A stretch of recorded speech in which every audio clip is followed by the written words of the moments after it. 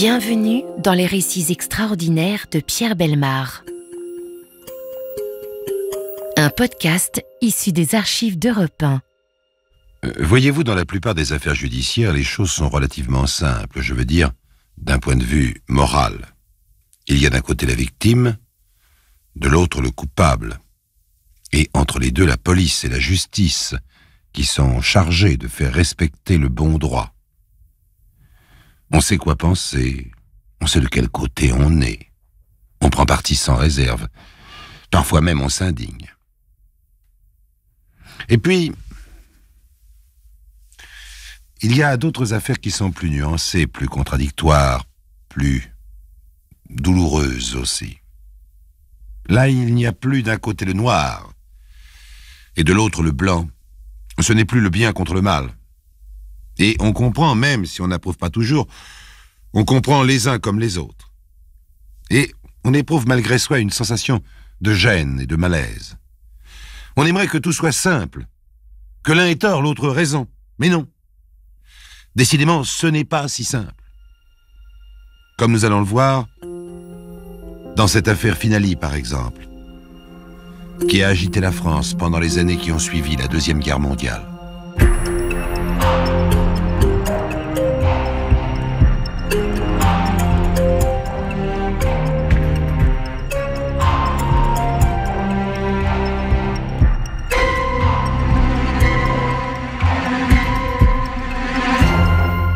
Dans cette nuit du 14 au 15 février 1944 à la Tronche, près de Grenoble, tout dort.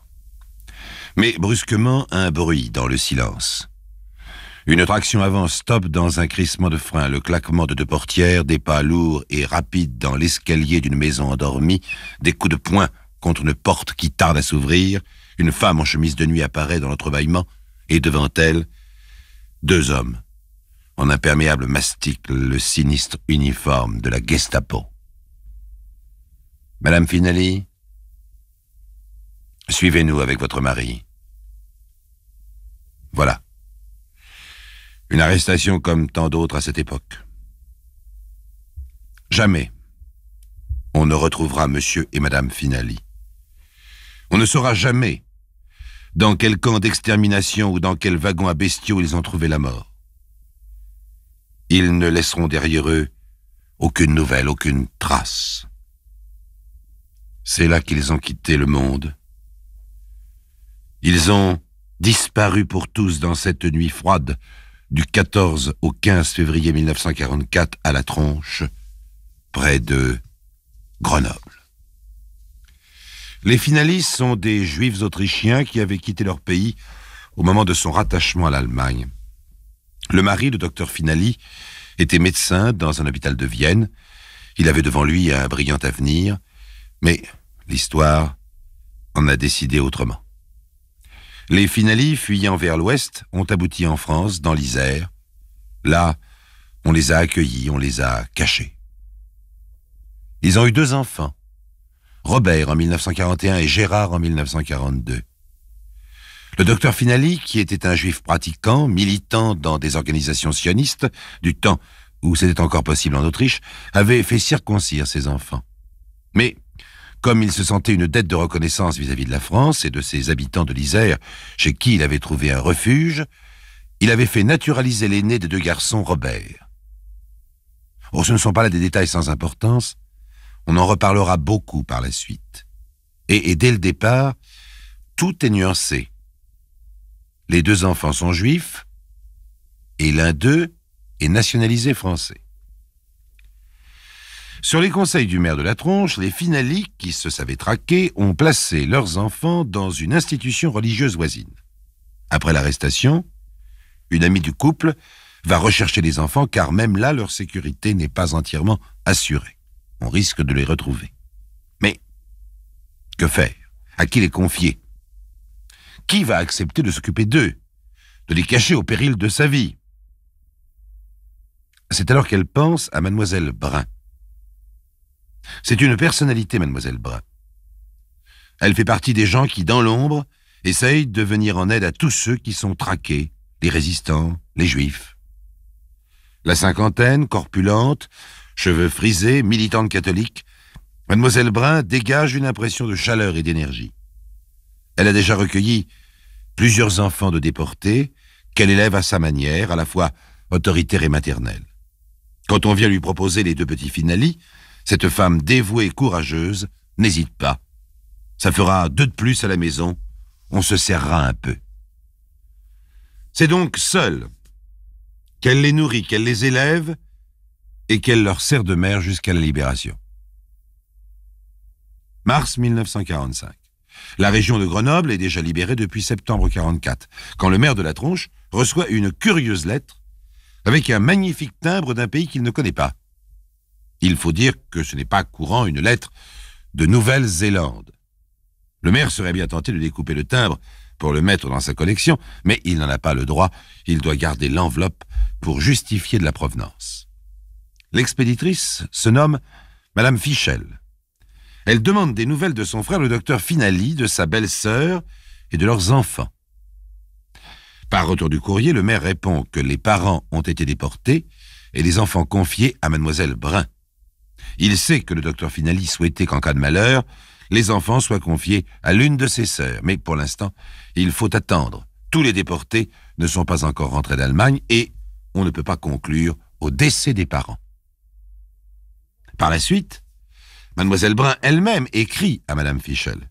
Elle lui dit que les enfants sont en bonne santé, mais qu'il n'est pas question qu'ils aillent la rejoindre en Nouvelle-Zélande, à l'autre bout du monde, car la guerre vient de se terminer depuis quelques semaines à peine, et ce serait vraiment trop dangereux.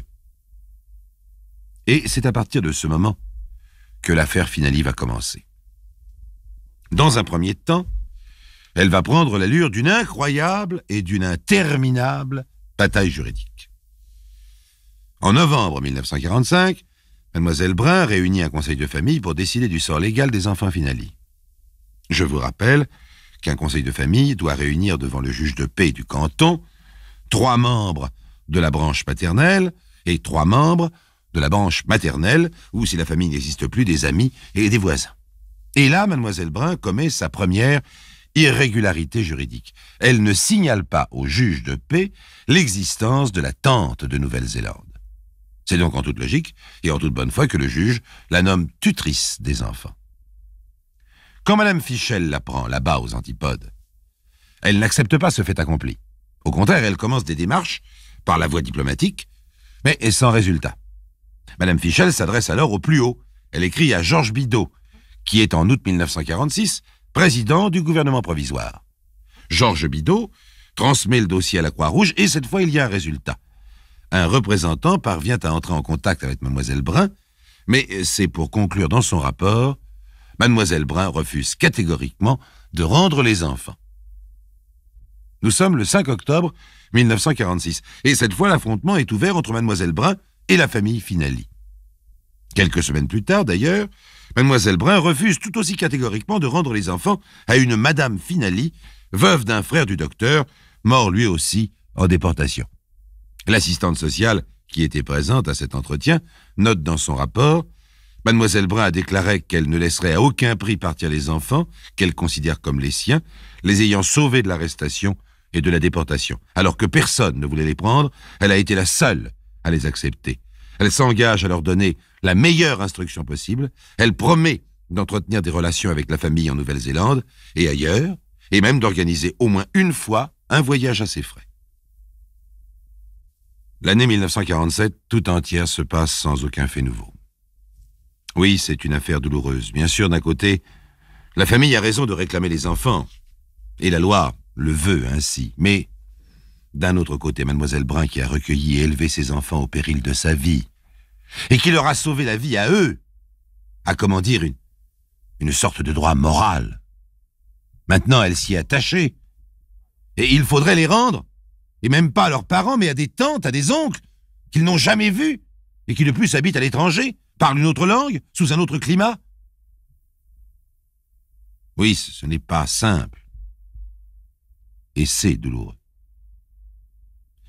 Mais en 1948, voyez-vous, se produit un fait qui va tout changer et qui va faire basculer totalement l'affaire Finali et lui donner une toute autre signification. Le jour de Pâques 1948, Mademoiselle Brun fait baptiser Robert et Gérard.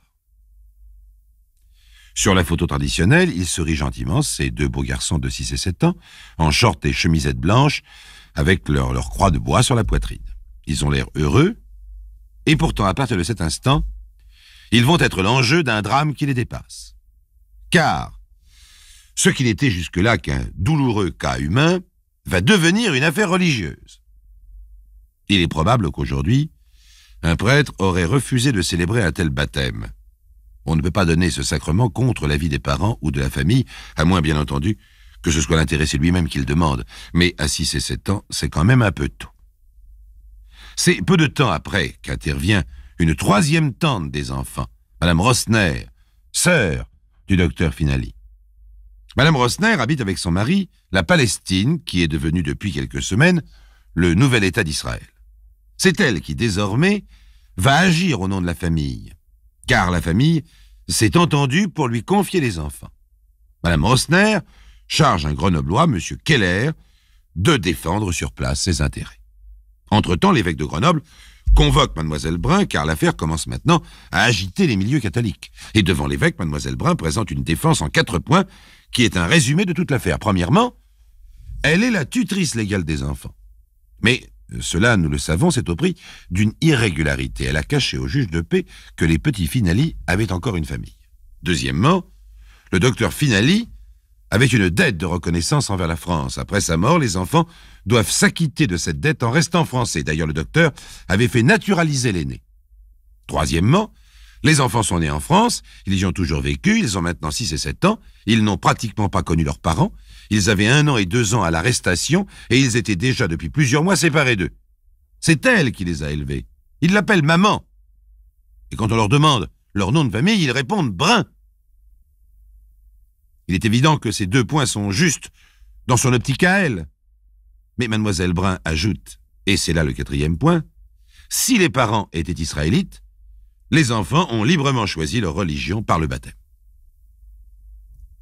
Il faut la comprendre, Mademoiselle Brun. Elle aime ses enfants comme si c'étaient les siens, et dans son esprit, dans sa certitude de catholique militante, les faire baptiser, c'est leur donner la chose la plus précieuse qu'elle puisse leur donner. L'espérance du paradis, au lieu de l'enfer qui attend immanquablement les Juifs. Mais là, Mademoiselle Brun est allée trop loin. Ces enfants sont bien juifs. Ils sont tous 2 circoncis, et n'oublions pas que nous sommes juste après la guerre, après le plus terrible massacre qu'on ait jamais vu contre un peuple et une religion. Dans l'état d'esprit de l'époque, le geste de Mademoiselle Brun va soulever dans les milieux juifs français, et bientôt du monde entier, une émotion considérable. Au nom des Finali, M. Keller porte plainte devant le procureur de Grenoble qui décide un nouveau conseil de famille qui se tient en septembre 1949. Et cette fois, la décision est toute différente. Avant 1 mois, Mademoiselle Brun remettra les enfants à Madame Rossner et la famille Finali paiera à Mademoiselle Brun tous les frais qui avaient été nécessaires pour élever les enfants. La bataille juridique atteint alors son maximum. Pour un vice de forme, Mademoiselle Brun arrive à faire casser ce second conseil de famille. Alors on convoque un 3e conseil de famille qui est cassé à son tour. Ce n'est qu'en juin 1952 que la Cour d'appel de Grenoble confirme que les enfants doivent être remis aux époux Rossner, et c'était bien sûr la stricte application de la loi. Mais la Cour avait tenu à rendre hommage à Mademoiselle Brun. Elle a eu le grand mérite de donner asile à ses enfants au moment où ils étaient gravement menacés et de prendre à sa charge, avec un courage peu commun, les risques qui pesaient sur eux, de les faire ensuite élever dans d'excellentes conditions en les entourant de sa constante sollicitude. Mais, quand 1 mois plus tard, M. Keller se présente chez Mademoiselle Brun pour récupérer les enfants, il n'y a plus personne. Ils sont partis. L'affaire Finali va encore une fois changer de dimension. Elle va maintenant devenir une fantastique course-poursuite à travers la France, sous les yeux de l'opinion française et même mondiale.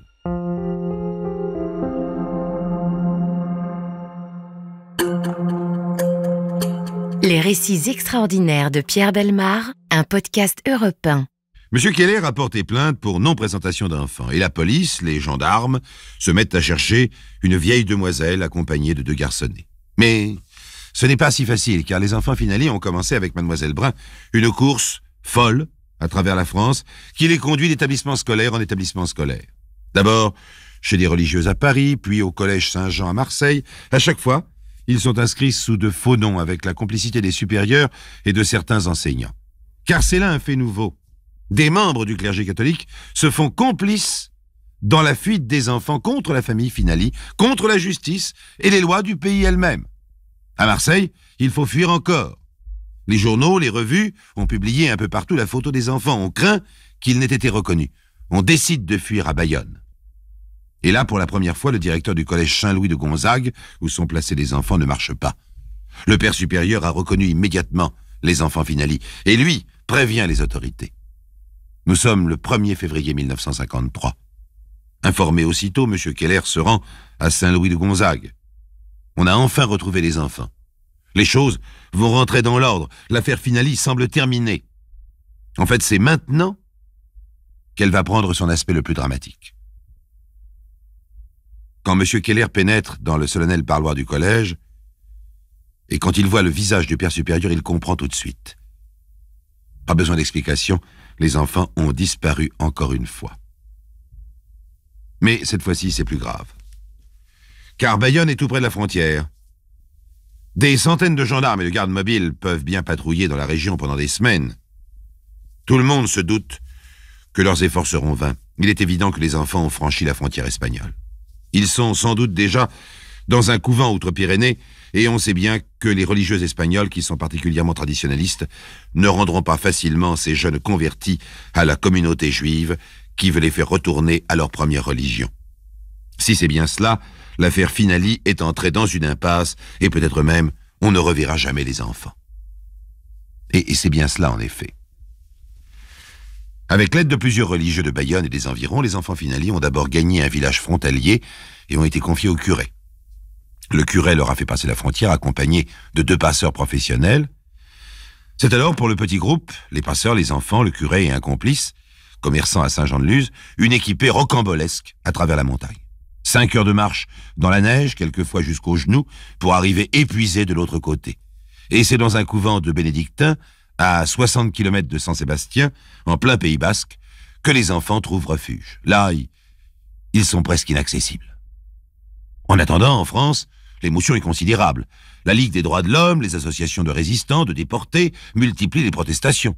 Mais c'est surtout évidemment dans la communauté juive que l'émotion est à son comble. Le grand rabbin Kaplan dénonce le fanatisme religieux et demande aux gardes des Sceaux d'intervenir vigoureusement.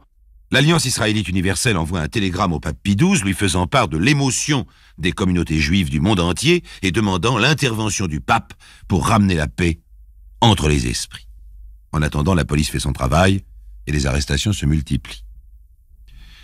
Outre Mademoiselle Brun, on voit arriver en prison des gens qu'on n'a pas l'habitude d'y voir.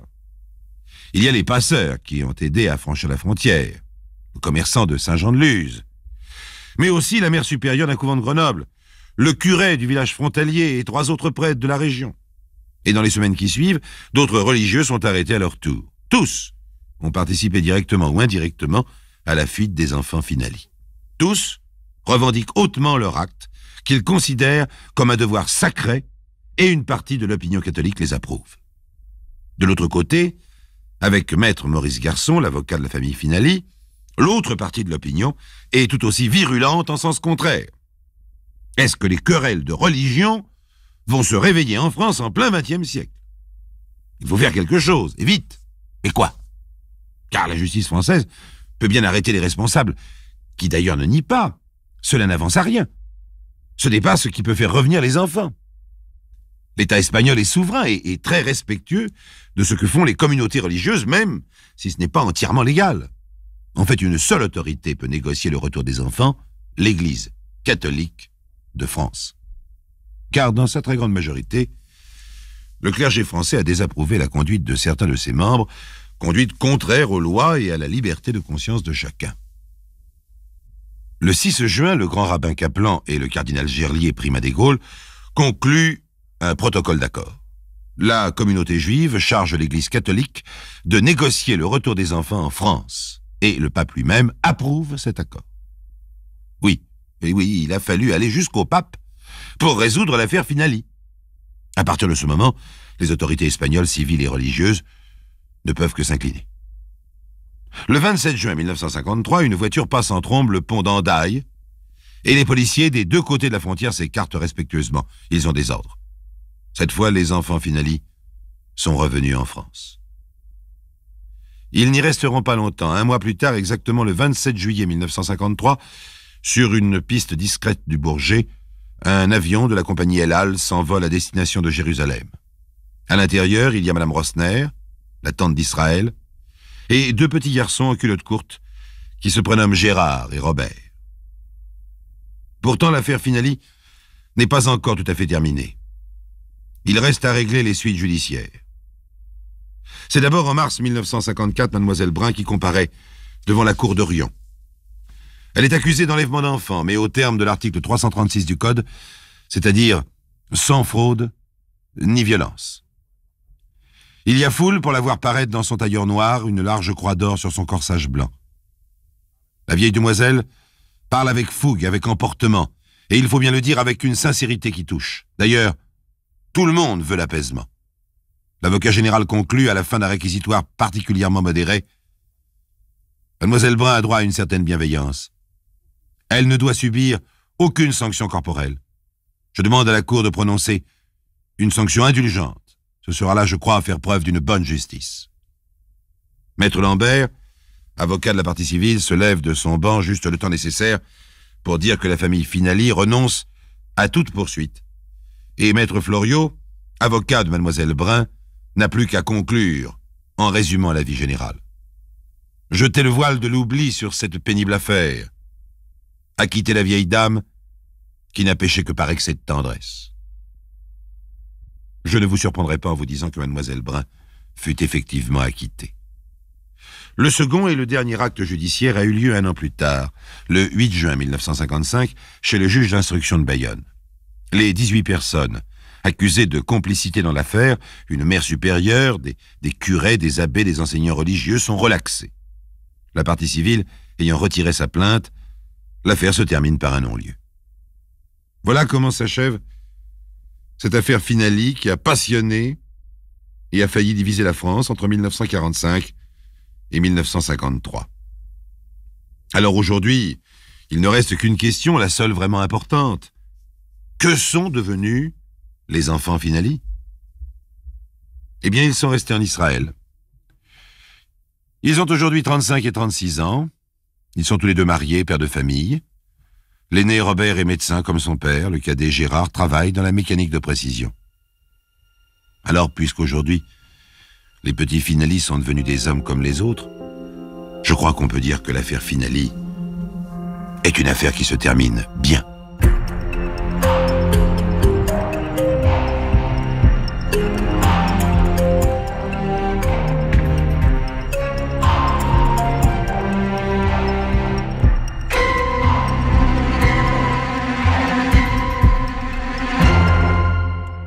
Vous venez d'écouter Les récits extraordinaires de Pierre Bellemare, un podcast issu des archives d'Europe 1. Réalisation et composition musicale, Julien Tarot.